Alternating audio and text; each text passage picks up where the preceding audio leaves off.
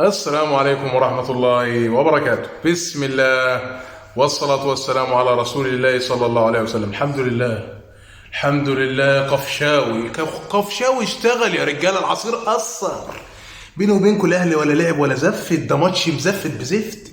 ده الماتش طول الماتش ماتش منيل بنيل، حتى مش عارفين نسمعوه، ده حاجة تقرف. ولكن الواد قفشاوي باين سمع كلام الماتش اللي فات وقال لك أديها هدف قاتل للنادي الأهلي بيؤهله إلى نصف نهائي كأس العالم للأندية لملاقاة ريال مدريد الأسباني. الأهلي النهاردة ما كانش حلو، الأهلي النهاردة كان وحش، الأهلي النهاردة ما كانش زي الماتش الاولاني. عندنا اطراف النادي الاهلي النهارده مش شغاله، محمد هاني مش زي الماتش الاولاني، ولا برضه علي معلول. عمرو السوليه مستواه صفر، وده اللي اثر اصلا على اداء النادي الاهلي النهارده. بيرسي تاو مش في قوه حسين الشحات. طاهر محمد طاهر النهارده، رغم ان انا عاتبت على احمد عبد القادر انه الماتش اللي فات يعني عنده سنه انانيه، بيعمل كل حاجه في الكوره بس ما بينجزش. النهارده طاهر محمد طاهر اعتقد ان يعني حتى الثنائيات النهارده ولا ثنائيه كسبها طاهر محمد طاهر، وبالتالي النادي الاهلي اقدر اقول النهارده انه خطف الفوز من هذا الفريق اللي انا شايفه ما يفرقش، وده دليل ان مستوى النادي الاهلي واقع النهارده. الفريق ده ما يفرقش حاجه عن الفريق بتاع نيوزيلندا خالص. ولكن مدينه طنجة يا جماعه، المغرب طنجة يا جدعان، طنجة وشها خير علينا. احنا بنلعب امام الجماهير المغربيه وش الخير على النادي الاهلي، الجماهير كلها معانا. ومدينه طنجة يا جماعه احنا ما حققناش اي فوز في المغرب في كاس العالم غير في مدينه طنجة. دي حاجه يعني حاجه تشرفنا وحاجه نعتز بيها.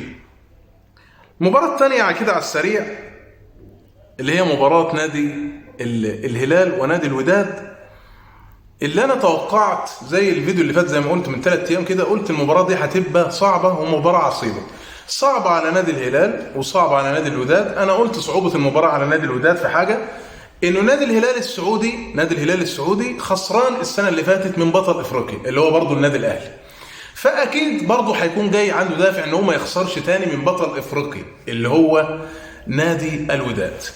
طيب، وقلت برضو المباراة هتكون صعبة على نادي الهلال السعودي نفسه، لأنه نادي الوداد بيتسلح بالروح المغربية اللي كانت في كأس العالم، وجمهور نادي الوداد الحاضر وعامل الأرض. والجمهور ده طبعا احنا عارفين الجمهور في المغرب يعني قليل قوي لما يطلع حد سليم من المغرب، مش سليم يتضرب يعني، لا سليم من الأهداف. فقلت المباراة هتكون صعبة على الفريقين، ولكن بكل صراحة وبكل وضوح نادي الوداد النهارده يعني اقدر اقول انه خسر نفسه بنفسه. الفريق اخر 10 دقايق مركز، والفريق كان قريب من الفوز. المباراه يعني لحد الدقيقه 75 ولا الدقيقه 80 مباراه عاديه، يعني نادي الوداد مسير المباراه لصالحه. فقدان التركيز وده اللي هعاتب عليه يعني حتى بعد الجول اللي جه النادي الهلال اللي هو ضربه الجزاء. انا مش خبير تحكيمي، يعني انا مش هتكلم عن التحكيم لان انا مش خبير تحكيمي، ولكن اعتقد ان هي ضربه جزاء عشان العملود كان فارد ايده ما كانش ايديه جنبه. ولكن مش دي المشكله. انت دلوقتي يا يحيى يا جبران، واللي انا بشوف مين حد يتفق معايا وحد يختلف معايا، ده مجرد رايي الشخصي.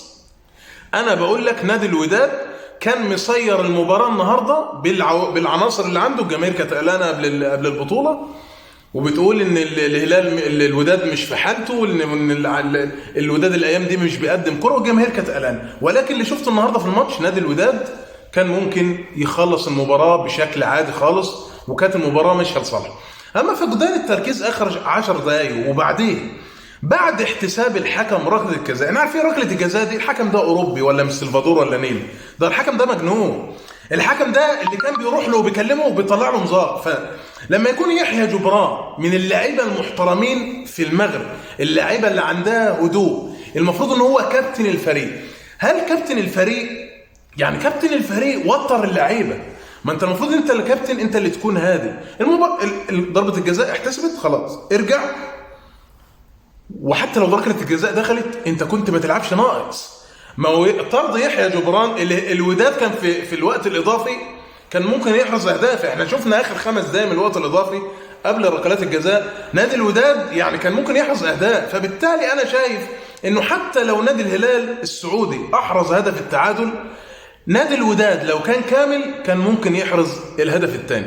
ولكن بصراحه انا استغربت الموقف من يحيى جبران، لاعب عنده خبره، لاعب من اللعيبه المعروفين في المغرب، اللي هو لاعب هادي، لاعب من اللعيبه المؤدبين اللي ما بيتنرفزوش كتير. ولكن بصراحه شايف انه كلف فرقته، مش حكايه عاوز اشيله الليله، ولكن كلف فرقته يعني حوالي، انت الوداد بيلعب تلت ساعه ناقص في الوقت الاضافي على ما انطرد اللاعب بتاع نادي الهلال، وبعد كده اتكافئت الفرص. ولكن فقدان التركيز، ملخص المباراه فقدان التركيز، اخر 10 دقائق خسر نادي الوداد المباراه امام نادي الهلال، اللي بقول له الف مبروك، وبقول هارد لك لجماهير نادي الوداد، وهارد لك لممثل الكرة المغربية وهو نادي الوداد بطل افريقيا هذا العام.